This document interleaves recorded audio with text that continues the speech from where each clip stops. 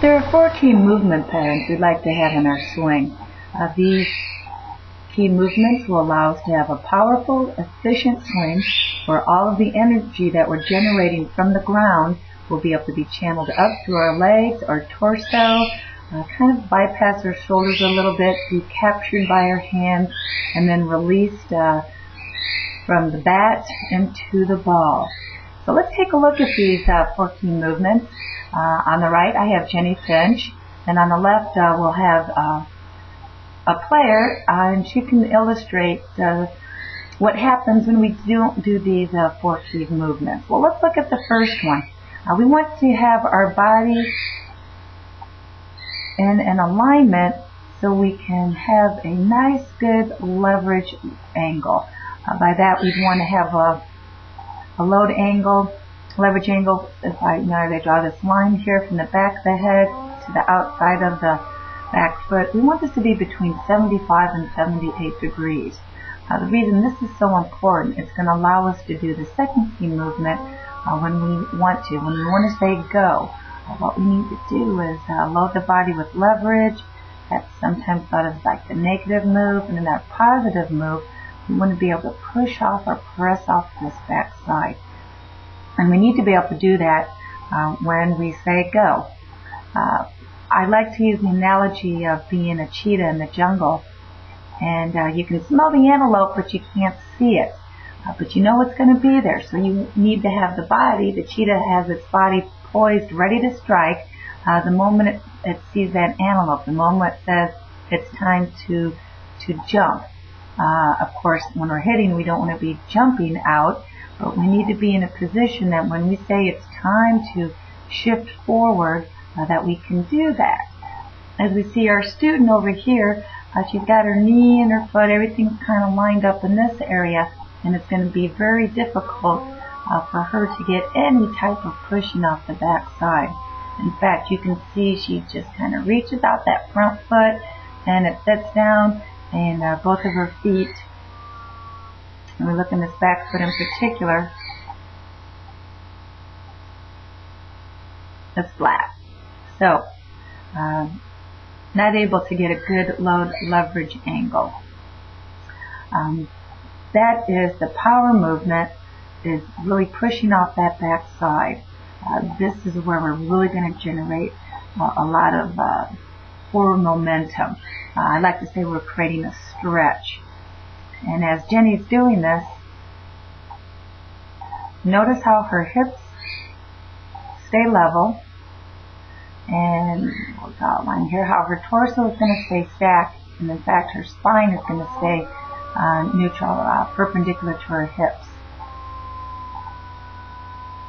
So you can see there was a significant shifting of weight. Again, like I say, she's created a stretch. So you can see how everything remained nice and stacked. So we'll kind of review again real quick. You need to have a good load leverage angle. And a way to check that too is if I was to come up towards the player and push him from the front, I wouldn't be able to push them over. You can see with our player here on the left, if I was to come up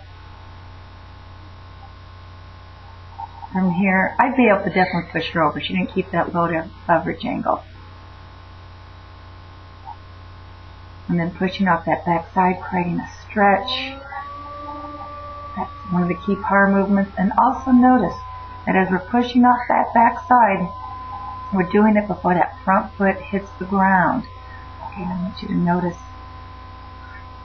right up here in this area, you can see how we're pushing our body forward, or pushing our stacked torso forward. And this is happening before that front foot hits. And as we look over here at our student, in a very typical movement pattern, just stepping, no forward movement. What happens when we do that, we don't get this energy percolating up from the ground. Everything ends up being a spinning type pattern. Please notice Jenny's bottom. You can see how we know that the power comes from the ground.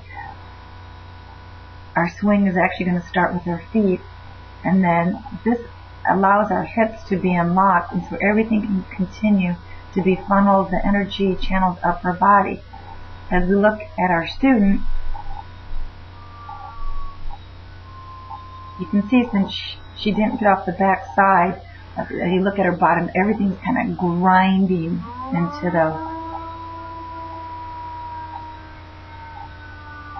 back into the ground. Everything is grinding, so there's no channeling in the movement. In fact, you'd see her energy is going back into the ground instead of channeling up her body.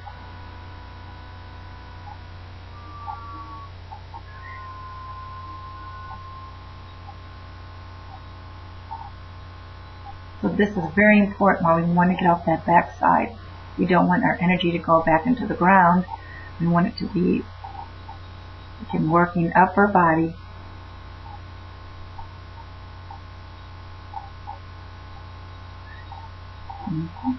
So load with leverage, push off the back side, and then here we're at heel plant.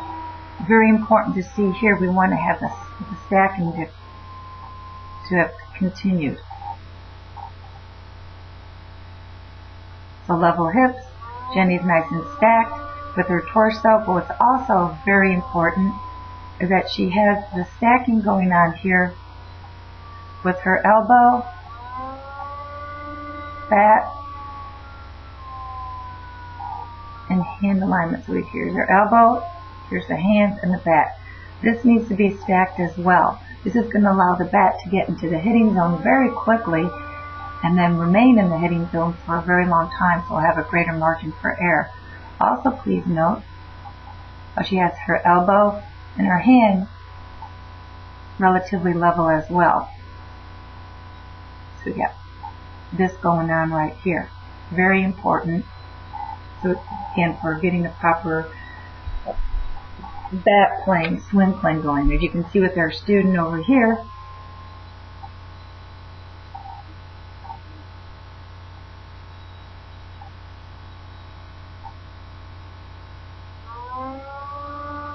everything, since she didn't get off the back side and is kind of grinding into the ground, ends up being swinging around her body instead of creating a stretch going in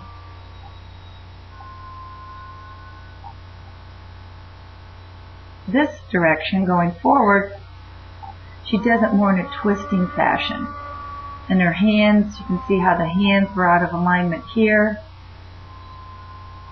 So in essence, she ends up swinging around her body, but again, this is a very common movement pattern I see in players, not really knowing how to use their body. And so you can see a tremendous difference in her body alignment as compared to Jenny's. No comparison. And then you can see how this back elbow is getting way in front of her hands. The bat has dropped. And also this is happening too because she's trying to keep her shoulders level. So everything is just total spinning. She certainly doesn't want to lunge, so her front leg is breaking down. So it's just total sit and spin. But a lot of that pressure, we didn't get off that back side. And our upper body, just our hand, elbow, lead elbow, all that alignment was just way out of whack. So everything ended up having to swing around, kind of a sit and spin. This player certainly, if he pitched inside, would have major problems, change up. So I think you can definitely see how inefficient that movement pattern is. And then she's trying to solve the problem and then rolling those wrists over to try to get this bat on top of the ball. And you can certainly see all our energies going back into the ground. And as we look back at Jenny,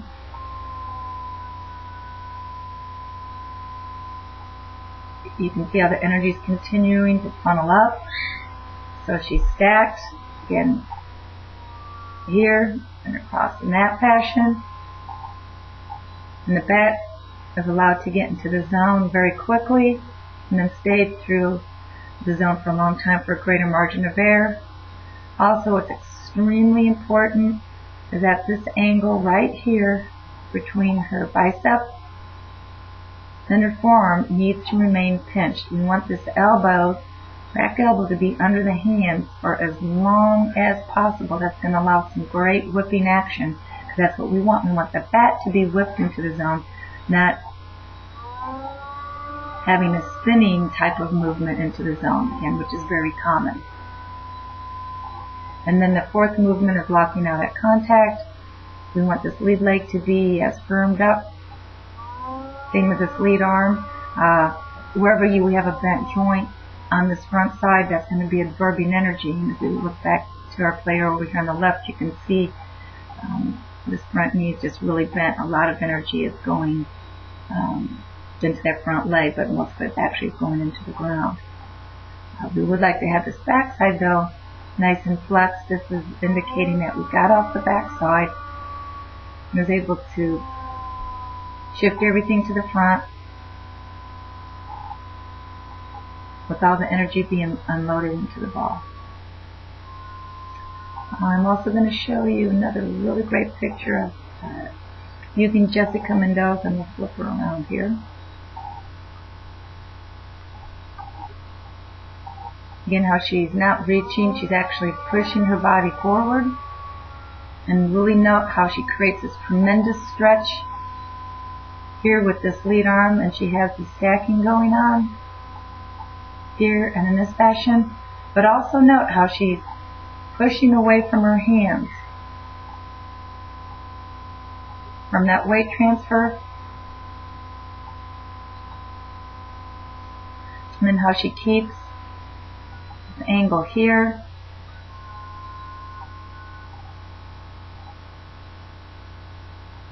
Still has it here, and here's the bat with all the energy captured in her hands, ready to be unleashed into the ball. And we'll look back at that understood method as a very familiar movement pattern, and you can see how this angle here was lost way back here, not even close. And a lot of the initial issues going on were from the loading pattern from the beginning. Keeping the weight back, just stepping, keeping the shoulders level, so everything just kind of sits and spins. But the body's trying to solve the problem of how to get this back to the ball. And it will do it, but not in an efficient manner, not in a very powerful manner, and certainly won't have the consistency that she would like. And last, we'll do a quick video here. I'll put in some Jen Yi, and what I really want you to notice with Jen Yi swings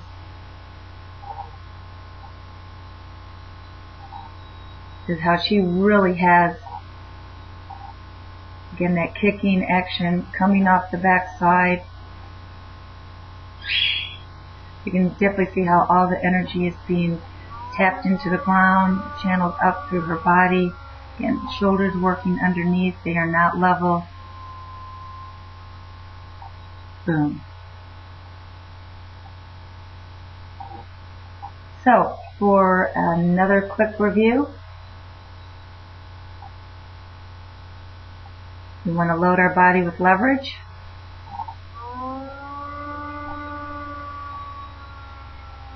Push off that back side. Make sure this movement is happening to cause the front foot to come down, that the torso is staying stacked and being moved forward, level hips, spine remaining neutral. Then at heel plant, there's no more forward movement. And we have the good stacking going on here. And a good hand-elbow alignment in this fashion. And this will allow that energy to continue to work its way up from the ground.